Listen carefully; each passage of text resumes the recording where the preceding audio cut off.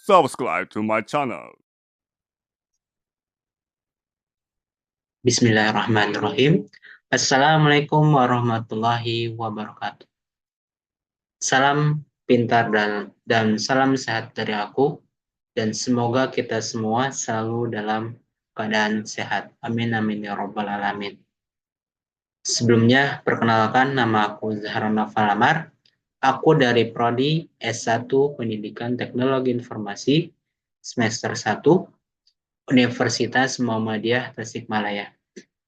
Nah, dalam kesempatan ini, teman-teman semuanya, aku akan menjelaskan Islam sebagai way of life. Tanpa berlama-lama, mari kita mulai.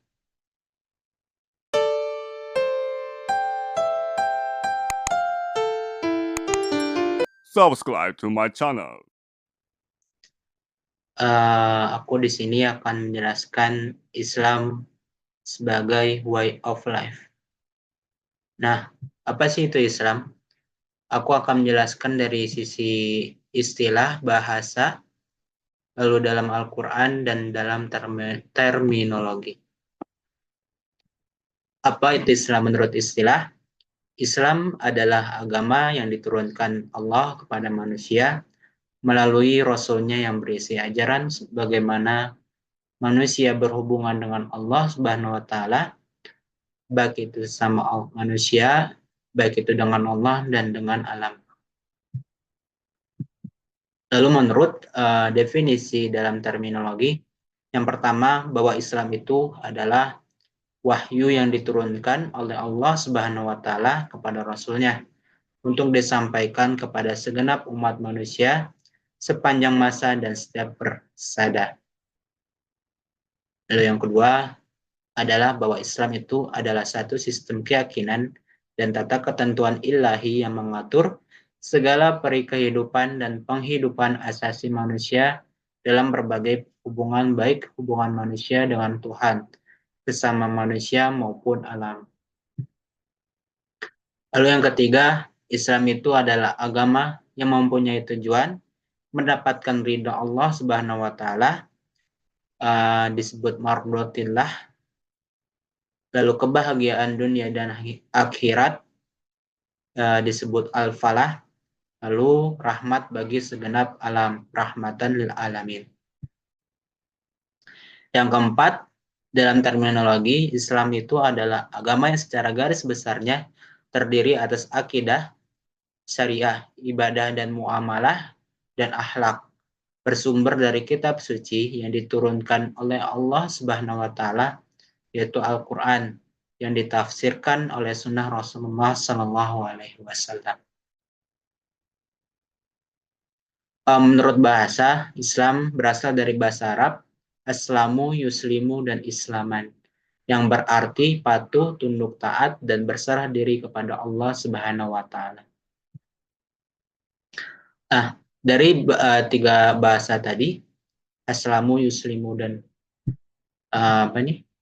islaman, aslamu, yuslimu, dan islaman mempunyai tiga akar kata, yaitu huruf kata S, kata L, dan M.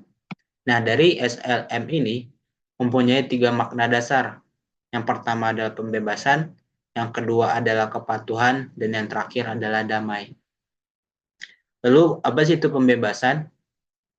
Pembebasan adalah kalimat salima min al-balah, atau artinya terbebas atau selamat dari mara bahaya, dan salima min al-marad, bebas atau sembuh dari penyakit. As-salama berarti akhlas abdina lillah, memurnikan kepatuhan kepada Allah Subhanahu wa Ta'ala, hanya kepada Allah Subhanahu wa Ta'ala, atau bebas dari perbuatan menyekutukan Allah, atau yang sering kita dengar adalah syirik. Lalu itu kepatuhan. Di dalam Quran Al-Baqarah ayat 12, man aslama wajhahu, tunduk dan mematuhi perintah Allah Subhanahu wa Ta'ala. Imam At-Tahbari, Islam adalah it Islam atau tunduk, yang dinamakan Muslim karena ketundukan kepada perintah. Dan damai Salama al-adu artinya berdamai dengan musuh. Assalamualaikum warahmatullahi wabarakatuh, yang artinya semoga kamu mendapat kedamaian, rahmat, dan berkah dari Allah Subhanahu wa Ta'ala. Dan menurut Al-Quran, penjelasan Islam menurut Al-Quran ada di dalam 4 Al-Quran. Surah Quran Al-An'am, Quran Surah Al-An'am ayat 1 sampai 4 yang berisi bahwa Islam itu adalah sebagai lawan dari syirik.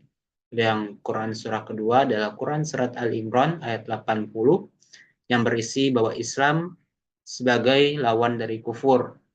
Yang ketiga adalah Quran surah An-Nisa ayat 125 yang berisi Islam sama artinya dengan ikhlas. Lalu yang keempat adalah Quran surat Az-Zumar ayat 54 bahwa Islam itu bermakna tunduk dan patuh kepada Allah Subhanahu wa Ta'ala. Lalu apa sih fungsi agama Islam itu? Yang pertama adalah sebagai pembimbing hidup. Nah, lalu yang kedua adalah penolong dalam kesukaran. Lalu yang ketiga adalah ketenangan dalam hidup.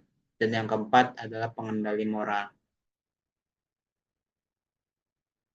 Nah, di sini ada 3 ruang lingkup Islam. Pertama adalah akidah, lalu yang kedua adalah ibadah, dan yang ketiga adalah akhlak. Nah, di sini aku akan menjelaskan satu persatu. Apa sih itu akidah? Akidah itu adalah keyakinan keagamaan yang dianut oleh seseorang dan menjadi landasan segala bentuk aktivitas, sikap, pandangan, dan pegangan hidupnya. Itu yang disebut dengan akidah. Lalu apa itu ibadah? Ibadah adalah suatu bentuk ketaatan dan kepatuhan kepada Allah yang dilakukan dengan cara melaksanakan perintahnya dan menjauhi larangannya. Yang terakhir adalah akhlak. Akhlak ini apa sih teman-teman semuanya? Nah, di sini akhlak itu adalah sifat dasar yang melekat dalam jiwa seseorang dan menentukan perbuatannya. Itu yang dinamakan dengan akhlak. Lalu karakteristik agama Islam. Di sini sebenarnya ada banyak karakteristik dari Islam ini. Di sini aku mengambil 3 saja. Yang pertama adalah Robbaniyah, yang kedua adalah Sumuliyah, dan yang terakhir adalah Insaniyah. Nah, di sini aku akan menjelaskan satu persatu. Yang pertama adalah Robbaniyah. Apa sih yang disebut dengan Robbaniyah ini? Robbaniyah ini adalah salah satu karakter agama Islam yang artinya bahwa Robbaniyah ini agama yang bersumber dari Allah Subhanahu wa Ta'ala, bukan bersumber dari manusia atau kreasi pemikiran manusia. Artinya bahwa Islam ini benar-benar sumbernya dari Allah Subhanahu wa Ta'ala, bukan bersumber dari manusia atau campur tangan dari manusia atau kreasi pemikiran dari manusia. Lalu yang karakter Islam yang kedua adalah Sumuliyah. Apa sih itu Sumuliyah? Sumuliyah ini adalah meniscayakan umat Islam untuk menerapkan Islam dalam semua aspek kehidupan. Agar bisa menerapkan Islam kafah, tidak bisa dilepaskan dari konsep ummah dan daulah. Dan yang terakhir, karakter agama Islam yang ketiga adalah insaniyah. Nah, apa sih itu insaniyah? Insaniyah ini adalah bahwa agama Islam itu ada persaudaraan yang berlaku secara universal di antara seluruh umat manusia tanpa membedakan agama, suku, ras, dan aspek-aspek kekhususan lainnya. Persaudaraan ini diikat oleh jiwa kemanusiaan. Artinya bahwa Islam itu bersifat universal di antara seluruh umat manusia. Bahwa Islam itu tidak perlu harus mempunyai suku ini, ras ini, atau aspek-aspek kekhususan lainnya. Sekian, segitu saja penjelasan dari aku.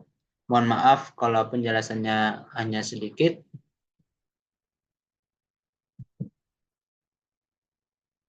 Akhirul kalam. Wabillahi taufiq wal hidayah. Wassalamualaikum warahmatullahi wabarakatuh.